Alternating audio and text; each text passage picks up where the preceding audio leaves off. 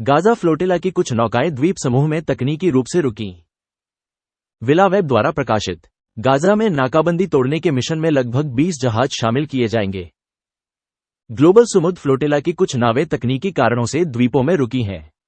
जैसा कि आयोजकों ने एक बयान में बताया है, मिनोका में रुकने की योजना थी, लेकिन कैटालोनिया रेडियो की पत्रकार मार्टा वियाना, जो एक नाव पर सवार हैं, ने बताया कि कुछ नावें मल्लोर्का भी जाएंगी।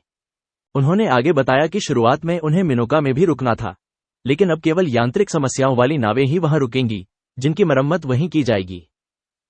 उसी पत्रकार के अनुसार, इन समस्याओं के हल हो जाने के बाद योजना है कि नावें फिर से संगठित होकर इस मार्ग पर आगे बढ़ेंगी। आयोजकों ने बताया है कि आने वाले दिनों में इस अभियान में लगभग 20 नावें और जुड़ जाएंगी। उन्होंने बताया कि हालांकि कुछ छोटी नावें खराब मौसम के कारण बंदरगाह पर लौट आई हैं, लेकिन बार्सिलोना से रवाना हुए ज्यादातर अभियान दल अभी भी आगे बढ़ रहे हैं।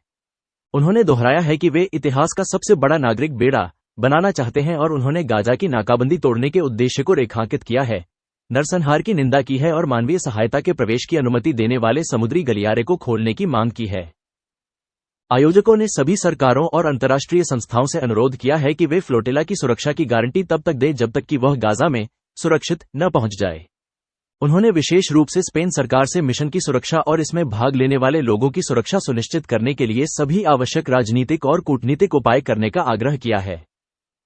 बार्सिलोना की पूर्व मठाधीश अदा कोलाउ ने कैटालोनिया रेडियो को दिए अपने बयान में बताया कि वह समझती हैं कि मौसम की वजह से कुछ जहाजों को होने वाली मुश्किलें संदेह पैदा कर सकती हैं, लेकिन उन्होंने ये भी कहा कि यह एक स्वसंगठित नागरिक पहल है जिसका दायरा पहले कभी नहीं देखा गया। बार्सिलोना की पूर्व मेयर ने पुष्टि की है कि पार करने वाले जहाजों का संतुलन काफी अच्छा है और याद दिलाया कि 24 में से 7 जहाजों को समस्याएं हुई हैं। कोलाउ ने यह भी आश्वासन दिया कि कल कुछ जहाजों के ऊपर से ड्रोन उड़े थे, लेकिन उन्होंने टिप्पणी की कि कोई सुरक्षा समस्या नहीं थी और यह पता नहीं चल पाया है कि ड्रोन किसके हैं। बहरहाल, उन्होंने कहा कि फ्लोटिला के सदस्यों ने इस तथ्य का फायदा उठाकर प्रोटोकॉल का पालन किया ताकि किसी इजरायली ड्रोन के आने की स्थिति में वे ऐसा कर सकें।